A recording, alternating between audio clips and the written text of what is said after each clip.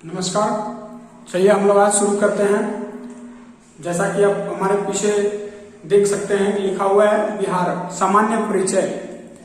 तो आज हम लोग बिहार के सामान्य परिचय की बात करेंगे।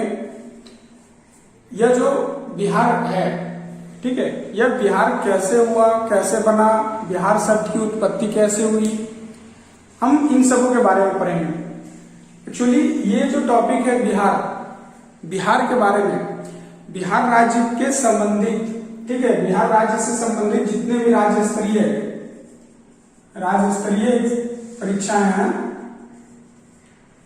सभी के लिए ये महत्वपूर्ण है। ठीक है, सभी राज्य स्तरीय परीक्षाओं में बिहार से क्षेत्रीय क्वेश्चन पूछे जाते हैं। जैसे अभी फिलहाल फॉरेस्ट गार्ड है, बिहार एसआई होगा, तो उन सबों के लिए ये काफी अच्छा साबित हो सकता है। तो बिहार शब्द जो है, बिहार क्या है? भारत का एक राज्य है।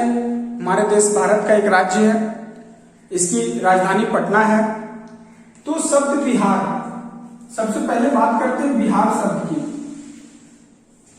ये शब्द बिहार शब्द की उत्पत्ति कैसे हुई?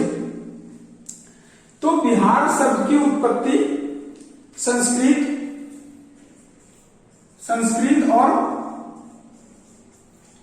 पाली भाषा, ठीक है, संस्कृत और पाली भाषा के विहार शब्द से, ठीक है, विहार, संस्कृत और पाली भाषा के विहार शब्द से इसकी उत्पत्ति हुई है। विहार का अर्थ होता है निवास। विहार का अर्थ होता है निवास या फिर मठ। प्राचीन काल में हमारे बिहार में बौद्ध भिक्षुओं का निवास स्थान था। वो यहाँ आते थे, शांति, अपना ज्ञान प्राप्त करते थे, शांति। बिहार को उन्होंने अहिंसा की धरती कही है। बहुत सारी रचनाओं में यह मिला है, देखने को मिला है कि बिहार की धरती को उसने अहिंसा की धरती कहा है। तो प्राचीन काल में बौद्ध भिक्षुओं के रहने की जगह थी, आते थे यहाँ, तो वो निवास करते थे। इस वजह से ये निवास क्या हुआ? विहार, यहाँ विचरण करते थे, रहते थे, तो ये बिहार यहां से आता है। ठीक है, और ये बिहार जो है ये धीरे धीरे क्या होता चला गया? ये बिहार जो है धीरे धीरे बन गया बिहार। ठीक है, बिहार की जो सीमाएं हैं, ठीक है, बिहार की सीमाएं एक देश और भारत के 3 राज्यों से मिलती है। देश कौन सा है? तो हमारे उत्तर में नेपाल है, ठीक है, दक्षिण में झारखंड है, ठीक है, और पूरब में पश्चिम बंगाल है, और पश्चिम में हमारा उत्तर प्रदेश, ठीक है, पश्चिम में उत्तर प्रदेश। हमारे उत्तर प्रदेश के मुख्यमंत्री हमारे योगी आदित्यनाथ जी, ठीक है, उत्तर प्रदेश के मुख्यमंत्री हैं अभी योगी आदित्यनाथ जी, जिन्होंने गोरखपुर से कई बार सांसद रह चुके हैं, गोरखपुर लोकसभा से कई बार सांसद रह चुके हैं। तो बिहार की ये सीमाएं हैं, उत्तर में नेपाल, दक्षिण में झारखंड, पूर्व में पश्चिम बंगाल और पश्चिम में उत्तर प्रदेश। ठीक है, उत्तर प्रदेश। बिहार का जो कुल क्षेत्रफल है, ठीक है, बिहार का क्षेत्रफल कितना है?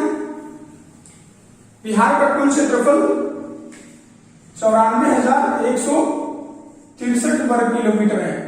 ठीक है, 94,163 वर्ग किलोमीटर बिहार का क्षेत्रफल। ठीक है, बिहार की जो लंबाई चौड़ाई है, बिहार की जो लंबाई चौड़ाई है, ये उत्तर से दक्षिण की ओर, उत्तर से दक्षिण की ओर 345 किलोमीटर। ठीक है, और पश्चिम की ओर 483 किलोमीटर।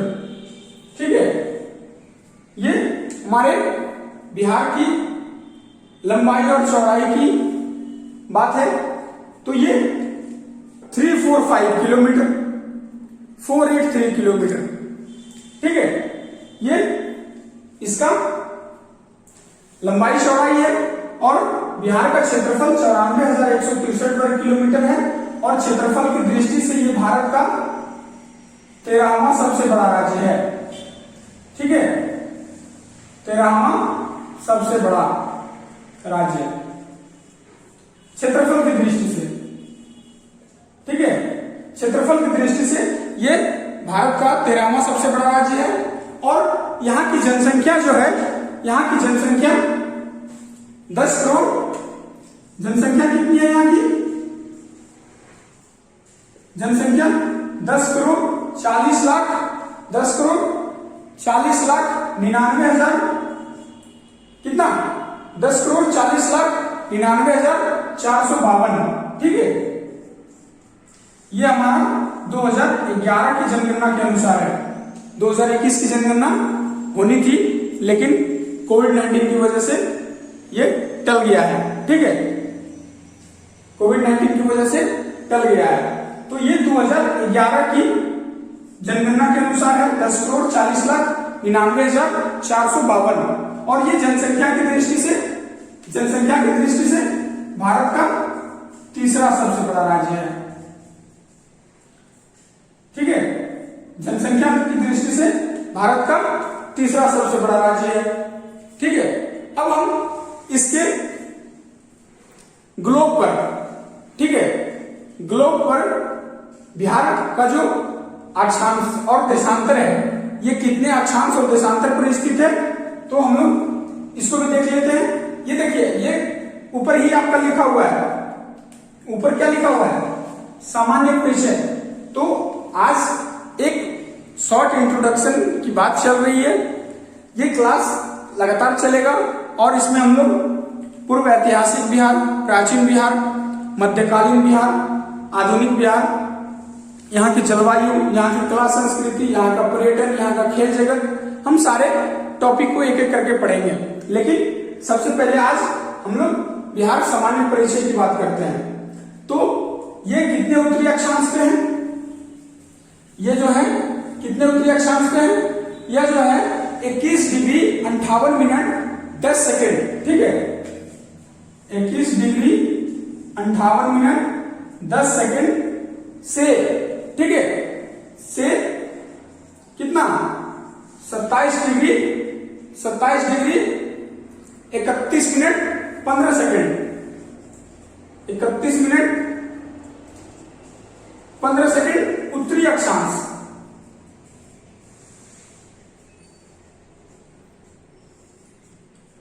ठीक है, ये उत्तरी अक्षांश है। तथा ये 82 डिग्री 19 मिनट 50 सेकेंड से 88 डिग्री 17 मिनट 40 सेकेंड, 40 सेकेंड। ये क्या होगा? ये पूर्वी देशांतर।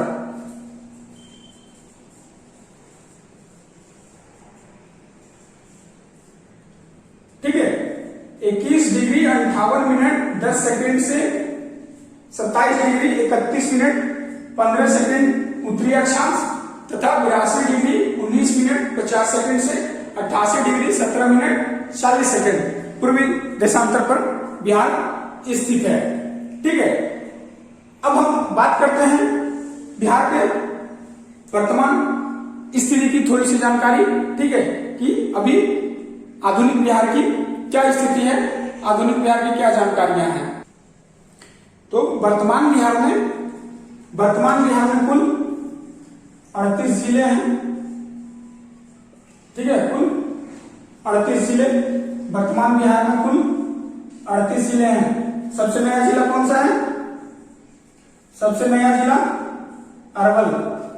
अरवल जो है 38वां जिला है बिहार का, सबसे नया, जो सबसे बाद में बना है। जहानाबाद के सटे हुए हैं, ठीक है, अरवल। कुल 38 जिले हैं, ठीक है। क्षेत्रफल की दृष्टि से, ठीक है, क्षेत्रफल की दृष्टि से सबसे बड़ा कौन सा जिला है? तो पश्चिम चंपारण, ठीक है। और छोटा, सबसे छोटा जिला बताइए, सबसे छोटा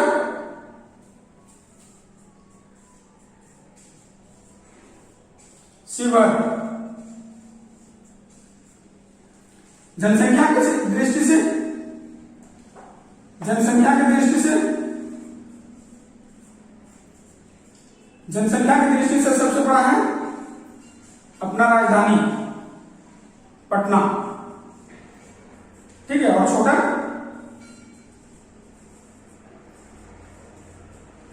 शेखपुरा, जो मुंगेर प्रमंडल में है, ठीक है। मुंगेर जिला से ही धीरे धीरे कट करके 3-4 जिले बने हैं। तो ये बिहार के कुल जिले हैं कितने? 38। सबसे नया जिला अरवल है, क्षेत्रफल की दृष्टि से सबसे बड़ा जिला पश्चिमी चंपारण, और सबसे छोटा शिवहर है।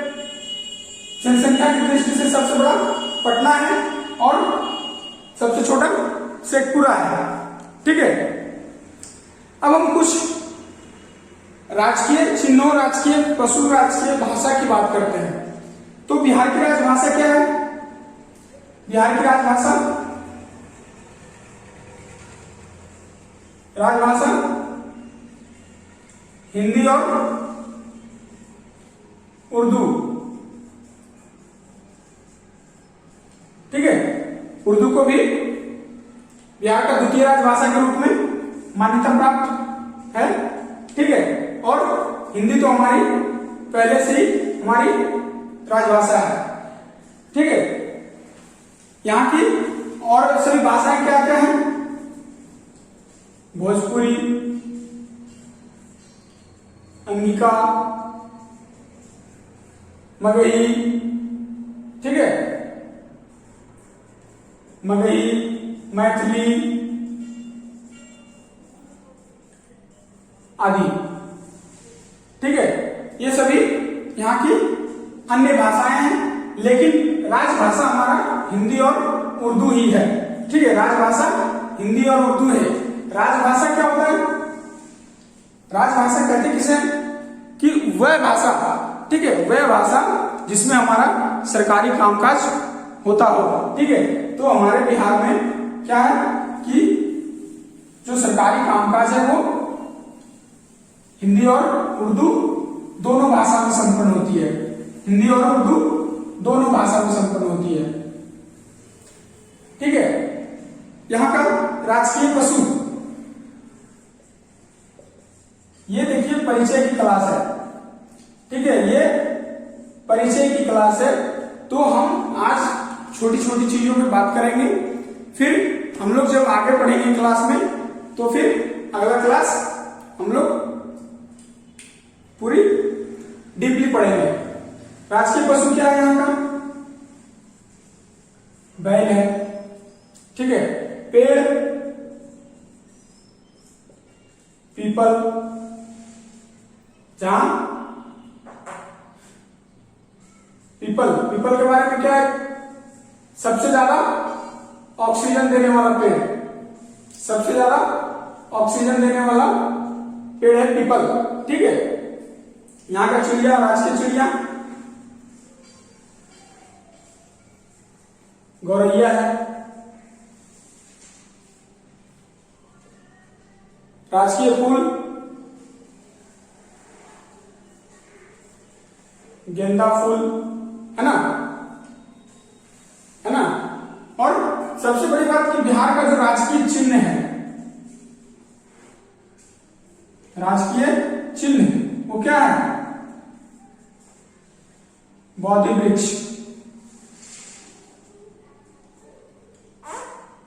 बोधि वृक्ष, जहां पे भगवान बुद्ध को ज्ञान की प्राप्ति हुई थी, ठीक है। यहां का राजकीय मछली क्या है? मांगुर, ठीक है। और बिहार का जो राष्ट्रीय पर्व है जिसे महापर्व कहते हैं, छठ, ठीक है। बिहार का राष्ट्रीय पर्व छठ है। अब हम लोग अपने बिहार की जो राजधानी है, ठीक है, बिहार की जो राजधानी है पटना, बिहार की राजधानी पटना, उसके बारे में हम लोग थोड़ा सा जानकारी लेते हैं, ठीक है। बिहार की राजधानी पटना के बारे में कि आधुनिक पटना का निर्माण, स्थापना कैसे हुआ है, आधुनिक पटना पहले किस रूप में थी। तो आधुनिक पटना की स्थापना जो है 16वीं शताब्दी में, ठीक है, 16वीं सदी में शेरशाह सूरी ने किया था, ठीक है। ये प्राचीन काल में पटना जो है, प्राचीन काल में पटना पाटलिपुत्र नाम की एक जगह थी प्राचीन काल में। उसी की जगह पे 16वीं शताब्दी में शेरशाह सूरी ने पटना की स्थापना करी, ठीक है। पटना जो है गंगा, सोन, गंडक और पुनपुन नदियों के बीच बसा हुआ है, ठीक है। गंगा, सोन, गंडक और पुनपुन नदियों के बीच पटना बसा हुआ है। यहाँ यातायात, संचार और भी अनेक सुविधाओं के कारण पटना जो है पहले से ही सारे राजाओं की नजरों में रहती थी, ठीक है, सारे राजाओं की नजरों में। यानी कि कोई भी, किसी का भी यहां शासन होता था तो वो राजधानी बनाने की कोशिश करते थे, ठीक है। पटना का जो पुराना नाम था, ठीक है, इतिहास के लंबे समय में इसे पाटलिपुत्र, ठीक है, पाटलिपुत्र, पाटलीग्राम,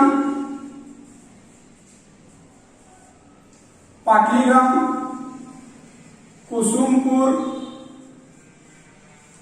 ठीक है, अजीमाबाद,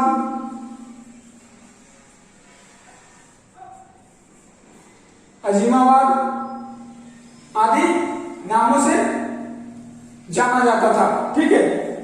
ये पटना का प्राचीनतम नाम है।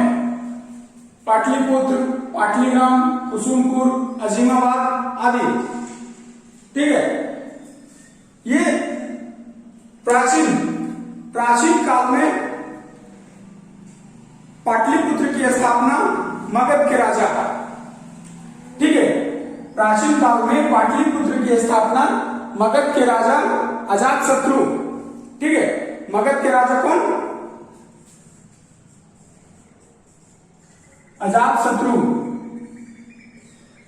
ने इसकी स्थापना 500 ईसा पूर्व में की थी, ठीक है। अजातशत्रु प्राचीन पाटलिपुत्र की स्थापना मगध के राजा अजातशत्रु ने 500 ईस्वी पूर्व में लगभग किया था। अजातशत्रु कौन थे? बिंबिसार का पुत्र, ठीक है, ये बिंबिसार का पुत्र थे।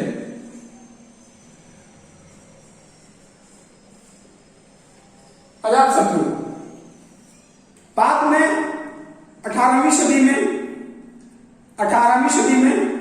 अजीमुशान, 18वीं सदी में अजीमुशान जो मुगल शासक औरंगजेब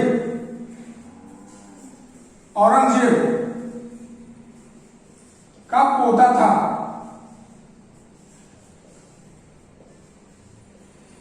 अठारहवीं सदी में अजीमुशान ने क्या किया? 18वीं सदी में अजीमुशान ने बिहार का प्रांतपति बना, ठीक है। अजीमुशान 18वीं सदी में बिहार का प्रांतपति बना उन्होंने क्या किया, पटना का नाम, जो पाटलिपुत्र थी उसका नाम बदलकर क्या किया, अजीमाबाद। इन्होंने पटना का नाम बदलकर अजीमाबाद कर दिया। तो अगर कहीं पूछा जाएगा आपका कि पटना का नाम अजीमाबाद किसने किया, तो अजीमुशान। अजीमुशान कौन थे, मुगल बादशाह औरंगजेब का पोता। ठीक है, यहां तक क्लियर है। अब हम लोग चलते हैं कि बिहार पहले था क्या, इसका गठन कैसे हुआ, ठीक है, कब इसके गठन की चर्चा की गई, चर्चा किसने किया। तो सबसे पहले मुगल सम्राट अकबर ने 1580 में, ठीक है, मुगल सम्राट 1580 में बिहार पर कब्जा कर लिया था। कौन किया था, मुगल सम्राट अकबर ने 1580 में 1580 में अकबर बिहार पर कब्जा कर लिया, बिहार पर कब्जा कर लिया। उसके बाद जो है बिहार के शासन की सत्ता, बिहार के शासन सत्ता की बागडोर बंगाल के नवाबों के हाथ में चला गया। ठीक है, बंगाल के नवाबों के पास।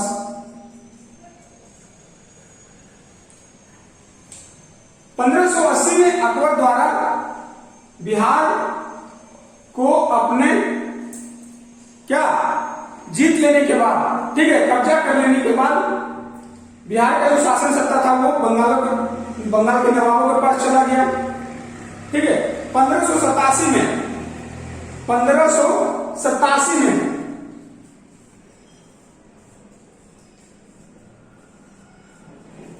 1587 में क्या हुआ, अकबर ने राजा मानसिंह को, ठीक है, किसको, राजा मानसिंह, ठीक है, राजा मानसिंह को रोहतास भेजा। अभी आधुनिक यानी कि जो वर्तमान बिहार है उसमें भी रोहतास नाम की जगह है। तो राजा मानसिंह को उसने रोहतास भेजा। रोहतास क्यों भेजा, रोहतास ही क्यों भेजा, क्योंकि उस समय बंगाल और बिहार का संयुक्त राजधानी हुआ करती थी। बंगाल और बिहार का संयुक्त राजधानी रोहतास हुआ करती थी।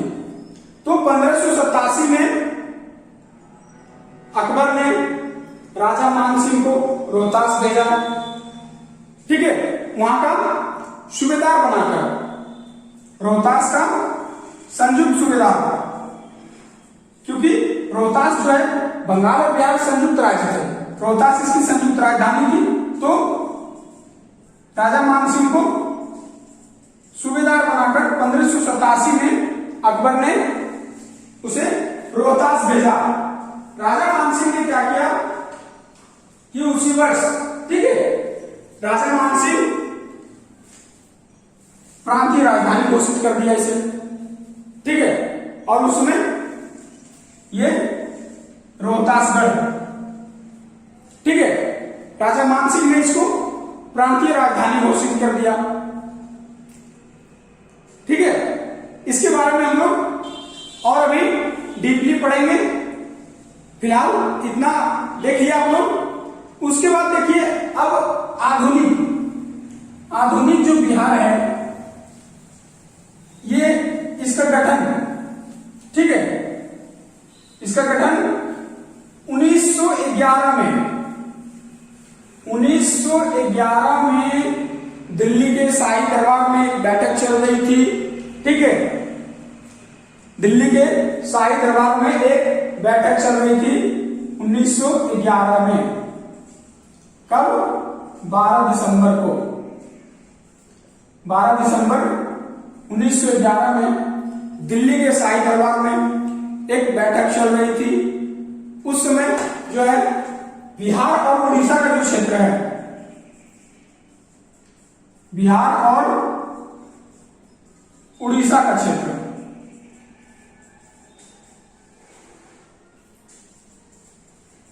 बिहार और उड़ीसा का क्षेत्र को, ठीक है, बंगाल से अलग कर, ठीक है, उसने बैठक में एक प्रस्ताव रखा गया कि बिहार और उड़ीसा का जो क्षेत्र है उसे बंगाल से अलग कर दिया जाए, ठीक है, उसे बंगाल से अलग कर दिया जाए। तो उस बैठक के जो सम्राट थे, सम्राट ने घोषणा की। सम्राट कौन थे? जॉर्ज पंचम, ठीक है, जॉर्ज पंचम, ये सम्राट थे उस समय शाही दरबार के। तो इन्होंने घोषणा करी कि बिहार और उड़ीसा का जो क्षेत्र है उसे बंगाल से अलग कर दिया जाए और एक नया प्रांत के रूप में संगठित किया जाए। तो कुछ ही दिन बाद 12 दिसंबर 1911, यानी कि 1911 का ये आखिरी महीना था, ठीक तुरंत बाद, कुछ ही दिनों बाद 22 मार्च को, 22 मार्च 1912, कुछ ही दिन हुआ दिसंबर में, कितने दिन? 18 दिन, 19 दिन, और ये 22 मार्च, यानी कि लगभग 3.5 महीने के बाद, 3.5 महीने के बाद 22 मार्च 1912 को बंगाल से विभाजन कर दिया गया, ठीक है, बंगाल से अलग कर दिया गया। 22 मार्च 1912 को बंगाल से अलग कर दिया गया और यह घोषणा किया गया कि बिहार और उड़ीसा का क्षेत्र जो है वो अलग हो गया। अब इसकी विधिवत जो सरकारी कामकाज होगी वो 1 अप्रैल 1912 से शुरू होगी, ठीक है। ये घोषणा कर दिया गया कि 22 मार्च 1912 को कि बिहार और उड़ीसा का जो क्षेत्र है उसे अलग कर दिया गया है और 1 अप्रैल 1912 से जो है बिहार जो है अपना विधिवत रूप में स्थापित हो गया, ठीक है। ये बंगाल से अलग कर दिया गया। अब बिहार और उड़ीसा का क्षेत्र संयुक्त रूप से एक प्रांत बना, एक नया राज्य बना, ठीक है। उसके बाद 1936 में, ठीक है, 1936 में उड़ीसा को, उड़ीसा का जो क्षेत्र था, 1936 में उड़ीसा का जो क्षेत्र था उसे बिहार से अलग कर दिया गया, ठीक है, बिहार से अलग कर दिया गया 1936 में, उड़ीसा अलग, ठीक है। 1936 में उड़ीसा अलग हो गया, 1936 में अलग हो गया। इसके बाद 1956 में, ठीक है, 1936 में उड़ीसा के अलग होने के बाद, 1936 में उड़ीसा के अलग होने के बाद 1956 में भाषा के आधार पर,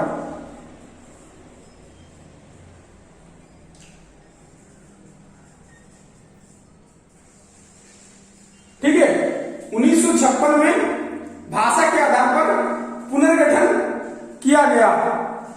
1956 में भाषा के आधार पर इसका फिर से पुनर्गठन किया गया और पूर्णिया और पुरुलिया का जो कुछ क्षेत्र है,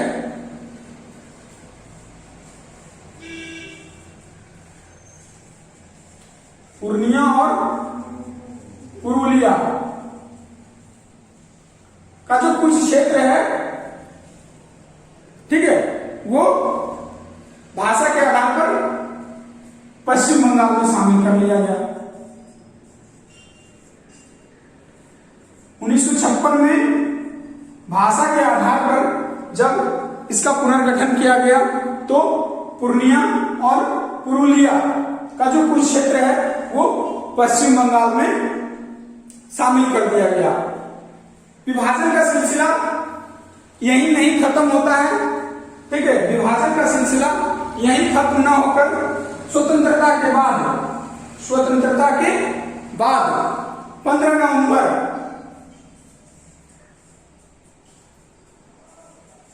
15 नवंबर 2000 को, ठीक है, स्वतंत्रता के बाद विभाजन का सिलसिला अभी तक नहीं रुका था और स्वतंत्रता के बाद भी 15 नवंबर 2000 को बिहार का एक फिर विभाजन हुआ और नया राज्य बना झारखंड। नया राज्य कौन सा बना? झारखंड। तेलंगाना नहीं बनने के पहले, यानी कि जब तेलंगाना एक नया राज्य नहीं बना था तब झारखंड जो था सबसे अंतिम राज्य था।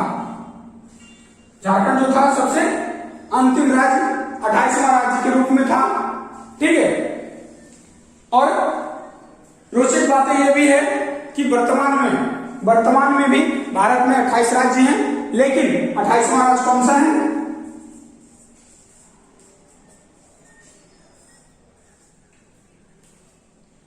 ठीक है।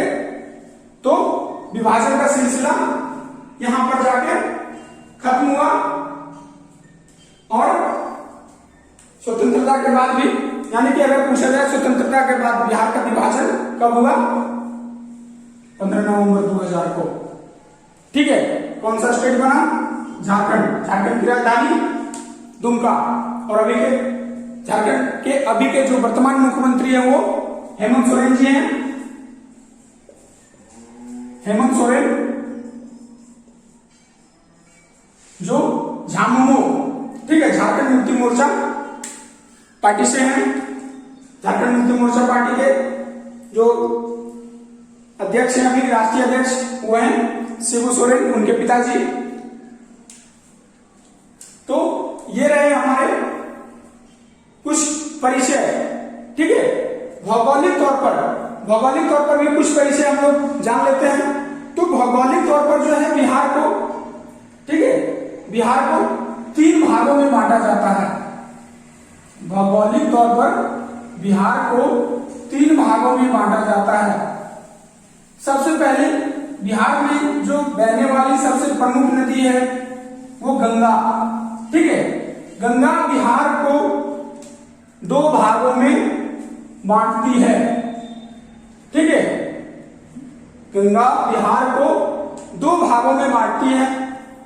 ये आपका उत्तरी भाग है और ये आपका दक्षिणी भाग है, ठीक है। तो भौगोलिक तौर पर बिहार को 3 भागों में, ठीक है, प्राकृतिक विभागों में बांटा जाता है। पहला कौन सा है? पहला है उत्तर का पर्वतीय और तराई भाग। उत्तर का ये क्या है? हमारा हिमालय पर्वत कुछ दूर, ठीक है। तो पहला है उत्तर का पर्वतीय,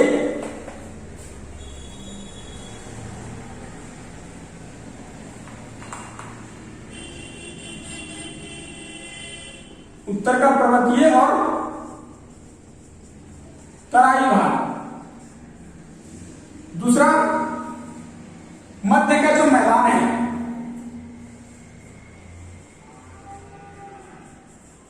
मध्य का मैदान आपका ये जो भाग है, ठीक है, ये आपका मैदानी भाग है। बहुत अच्छा मैदानी भाग है, समतल जमीन है, ठीक है। और तीसरा जो इसको प्राकृतिक विभागों में जिस प्रकार बांटते हैं, तीसरा इसका कौन सा प्राकृतिक विभाग है? तो दक्षिण का पहाड़ी किनारा।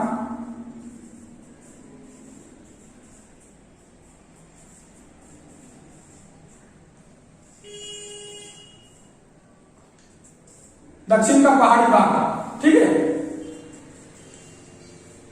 बिहार की सीमा उत्तर में हिमालय की पर्वत, ठीक है। जब गंगा इसे दो भागों में बांटती है तो उत्तरी सीमा इसकी हिमालय की पर्वत तराई भाग से लेकर के गंगा के मैदानी भाग तक है, उत्तर का मैदानी भाग, और दक्षिण में दक्षिणी छोटा नागपुर, ठीक है। दक्षिण में छोटा नागपुर जो झारखंड में छोटा नागपुर तक बिहार की सीमाएं फैली हुई है। तो ये रहे बिहार के कुछ परिचय। हम लोग अगले क्लास में बिहार के इतिहास के बारे में पढ़ेंगे, ठीक है। बिहार के इतिहास के बारे में, इतिहास में हमारा आता है पूर्व इतिहास, यानी इतिहास के पूर्व, उसके बाद प्राचीन इतिहास,